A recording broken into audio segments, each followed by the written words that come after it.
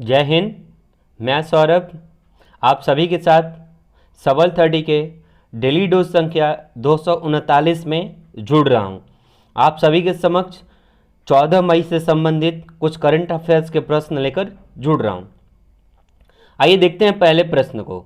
देश की आर्थिक हालत सुधारने के लिए कितनी राशि के पैकेज जारी हुई हैं? उत्तर है 20 लाख करोड़।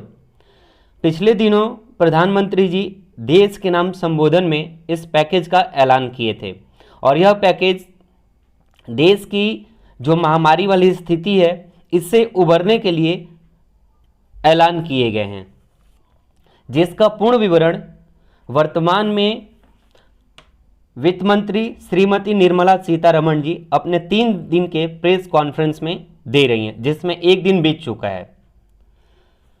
अगला प्रश्न है, तबलीगी जमात के कितने लोगों पर एक्शन लेते हुए पासपोर्ट जब्त किया गया? उत्तर है 700 लोग।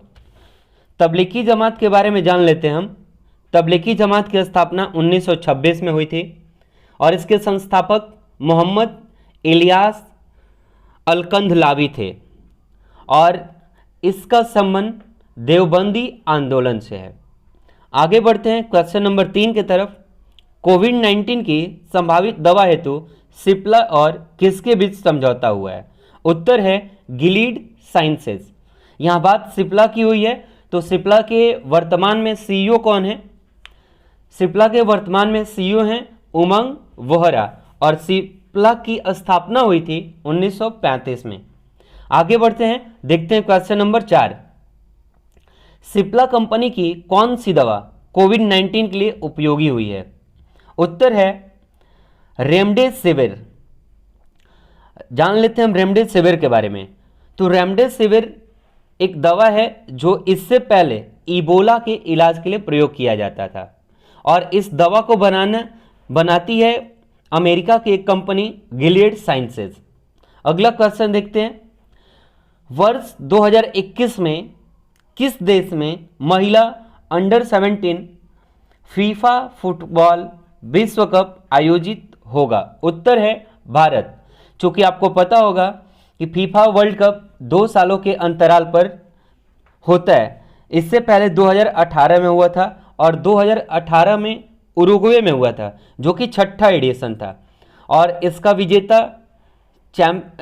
रहा स्पेन और उप विजेता रहा था मैक्सिको। और अंडर 17 के महिला फीफा फुटबॉल वर्ल्ड कप का आयोजन 2008 से शुरू किया गया।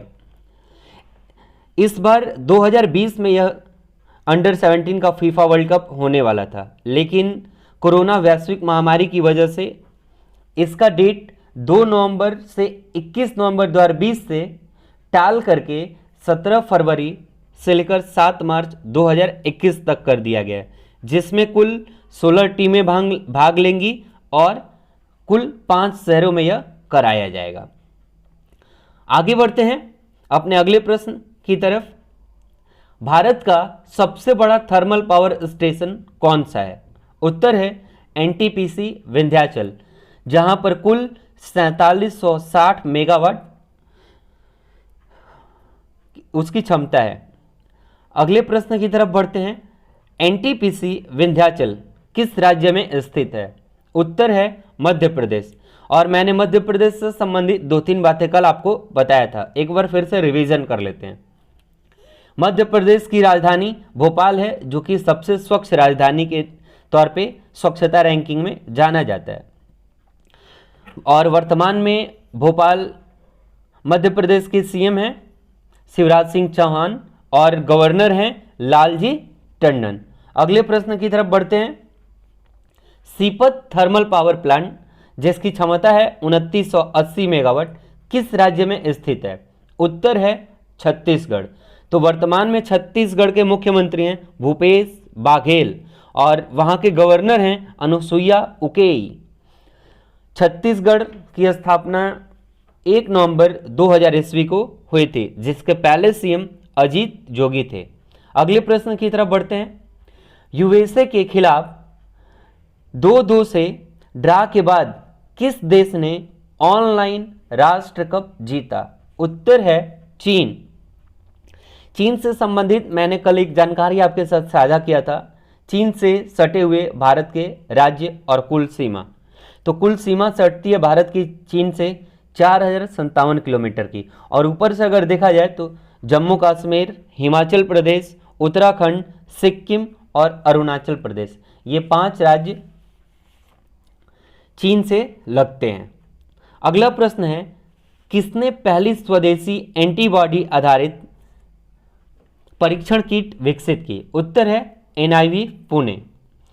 अगला प्रश्न है, किसने फोन सैनिटाइज हेतु DRUVS सैनिटाइजर विकसित किया है? उत्तर है रिसर्च सेंटर इमरत। अगले प्रश्न की तरफ बढ़ते हैं।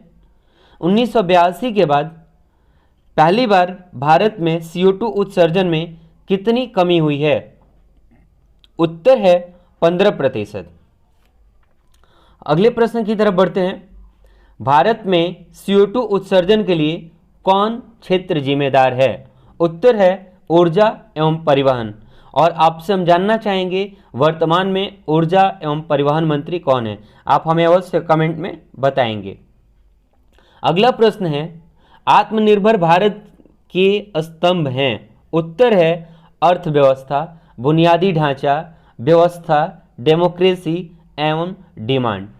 अगला प्रश्न है, फाइंडिंग फ्रीडम, हैरी एंड मेघान and the making of a modern royal family नामक बायोपिक किसने लिखा है? उत्तर है ओमी स्कॉबी और कैरोलिन डूरंट। अगले प्रश्न की तरफ बढ़ते हैं। भारत की पहली स्वदेशी हॉट एयर सीम सीलिंग मशीन बनाई है? उत्तर है मैक पावर CNC ने। कहाँ? गुजरात में। और वर्तमान में गुजरात के CM हैं विजय रूपानी और गवर्नर हैं आचार्य देवव्रत।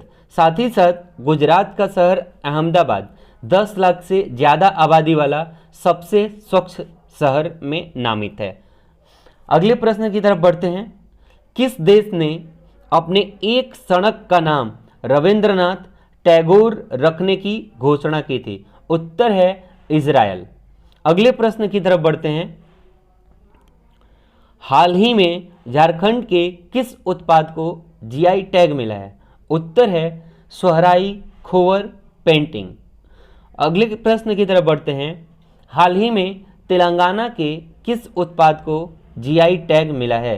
उत्तर है तेलिया रुमाल। अब बात GI टैग की आती है तो GI का फुल फॉर्म होता है जियोग्राफिकल इंडिकेशन, अर्थात किसी क्षेत्र का कोई प्रमुख चीज जो होता है उसी को नामित किया जाता है GI टैग के अंतर्गत।